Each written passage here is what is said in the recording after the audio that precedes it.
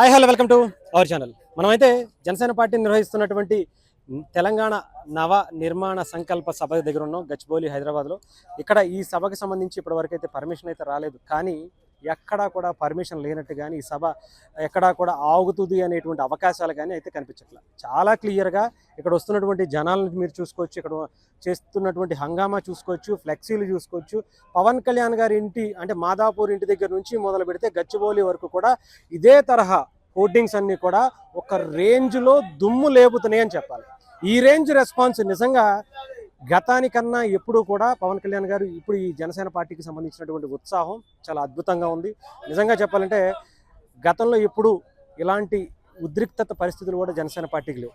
But ఈసారి మాత్రం ఆపుతామన్నోడు ఎవడొస్తాడో రండి, ఎక్కడా కూడా మేము తగ్గేదే లేదు అన్నట్టుగా మార్నింగ్ గన్ పార్క్ దగ్గర నుంచి మొదలు పెడితే ఈరోజు గచ్చిబౌలి సంధ్య కన్వెన్షన్ దగ్గర వరకు కూడా ఎక్కడా కూడా జనసేన పార్టీ వెనగడుగు వేసేటువంటి పరిస్థితులే కనిపించట్లేదు.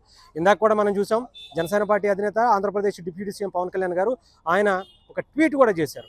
అట్లీస్ట్ మాకు కనీసం మా ఇంటి దగ్గర ఒక 1 అవర్ ప్రెస్ మీట్ పెట్టుకునే అవకాశమైనా ఇస్తారా లేదా అంటూ పోలీసులను క్వశ్చన్ చేసినటువంటి పరిస్థితి కనిపించింది. అయితే ఇక్కడ పర్మిషన్ ఇస్తే ఇక్కడ చేసుకుంటాం, పర్మిషన్ ఇవ్వకపోతే ఇంటి దగ్గర అయినా సరే ప్రెస్ మీట్ పెడతా అని చెప్పి పవన్ కళ్యాణ్ గారు ఇప్పటికే అనౌన్స్ చేశారు.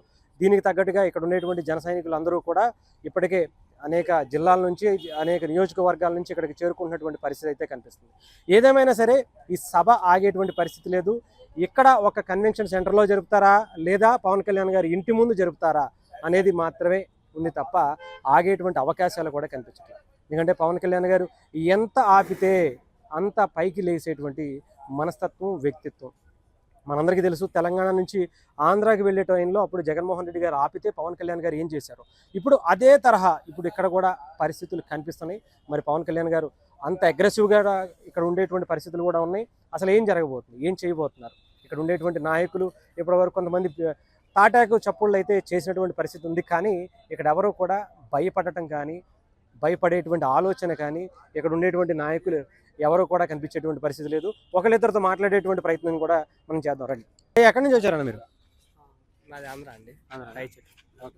ఏంటి ఇక్కడికి ఇది పవన్ కళ్యాణ్ చూడండి? అవునండి, పవన్ కళ్యాణ్ గారిని చూడడానికి మాత్రమే వచ్చాను.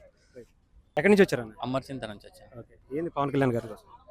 సార్, పవన్ కళ్యాణ్ అంటే మేము చిన్నప్పటి నుంచి ఫ్యాన్. నేను తర్వాత ఆయన సిద్ధాంతాలు నచ్చి పార్టీలోకి రావడం జరిగింది. కొంతమంది తెలంగాణకి సంబంధించి కొంతమంది పవన్ కళ్యాణ్ గారిని వ్యతిరేకంగా చూపించాలని ప్రయత్నం చేస్తున్నారు, మీకేమనిపిస్తుంది? పవన్ కళ్యాణ్ గారు ఎక్కడ కూడా తెలంగాణ గురించి వ్యతిరేకంగా మాట్లాడలే. ఏ సభ స్టార్ట్ చేసినా కూడా ఫస్ట్ జై తెలంగాణ అని స్టార్ట్ చేస్తారు. కాబట్టి మేము దాని గురించి మాట్లాడదలుచుకోలేదు. ఇక్కడ సభ జరిగేటువంటి పరిస్థితులు ఉన్నాయా?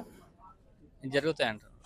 100% జరుగుతాయి. అంటే ఇక్కడ కాకపోతే అవసరమైతే ఇంటి దగ్గర ప్రెస్ మీట్ అయినా పెడతానంటున్నారు. అదే ఖచ్చితంగా ఇక్కడ కాదు అని 100% కాదంటే అక్కడ పెట్టే అవకాశం ఉంది, కానీ ఇక్కడికే ప్రిఫరెన్స్ ఇస్తారని తెలిసింది, మాకు తెలిసిన. Thank you. మీరు ఎక్కడి నుంచి వచ్చారని? సార్, మాది కూడా అమర్చింత సార్. ఏంటి పవన్ కళ్యాణ్ గారి కోసం? చిన్నగా ఉన్నప్పటి నుంచి అభిమానం, ఆయన సిద్ధాంతాలు అన్నీ నచ్చి పార్టీలో చేరాం.